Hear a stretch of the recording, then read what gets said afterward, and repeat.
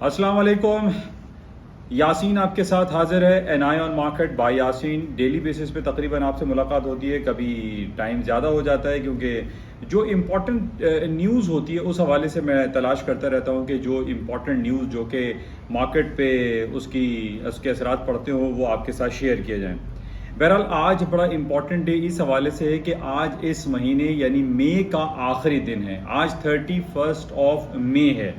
जैसा कि हमेशा मैं आपसे ये कहता हूँ कि जो टेक्निकल बेसिस पे मंथली, वीकली, डेली और ख़ास तौर पे ये जो क्वार्टरली क्लोजिंग होती है इसकी बड़ी अहमियत होती है। और आज इसी तरीके से मंथली क्लोजिंग है, 31 ऑफ मई है।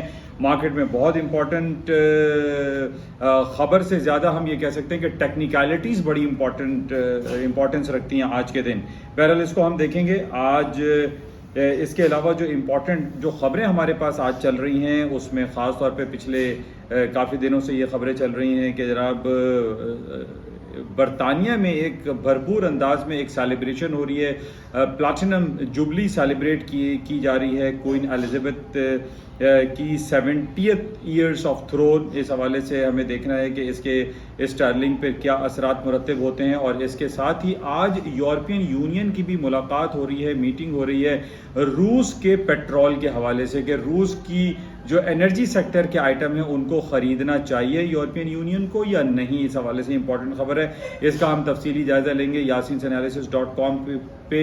इसके अलावा ओपेक पे की भी आज मीटिंग है। ओपेक के ऊपर बहुत सारी बातें होती रहती हैं कि जनाब वो अपने प्रोडक्शन को बढ़ाने के हवाले से बहुत सारे इनिशिएटिव लेने वाले हैं, लेकिन इसके बावजूद हमारे पास जो भाव है, जो पेट्रोल का, जो क्रूड ऑयल की जो प्राइसेस हैं वो तकरीबन 2 से 3 महीने के हाईएस्ट लेवल पे खड़ी हुई हैं।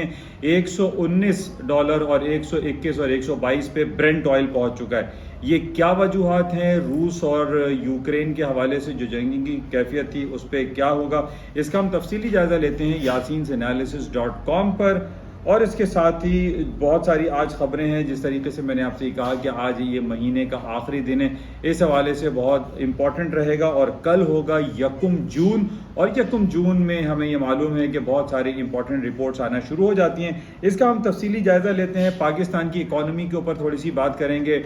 डॉलर जो कि बहुत ज़्यादा हाईएस्ट लेवल पे चला गया था, 204, 205, 206 रुपये पे पाकिस्तानी रुपीज़ जो है वो डेप्रीशिएट हो गया था। इसके क्या असरात मुरतब होंगे, और पाकिस्तान में जो इम्पोर्ट बिल के हवाले से जो बातें थी इस पर थोड़ी सी हम बातें करते हैं। और सोने और चांदी के हवाले से बातें करते हैं कि जनाब इसके क्या असरात मुरतब होंगे।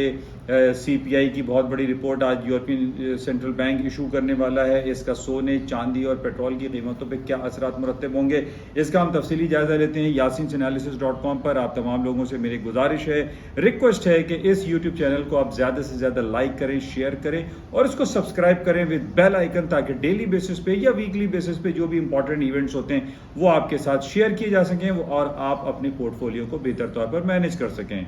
Thank you. खुदा हाफिज़।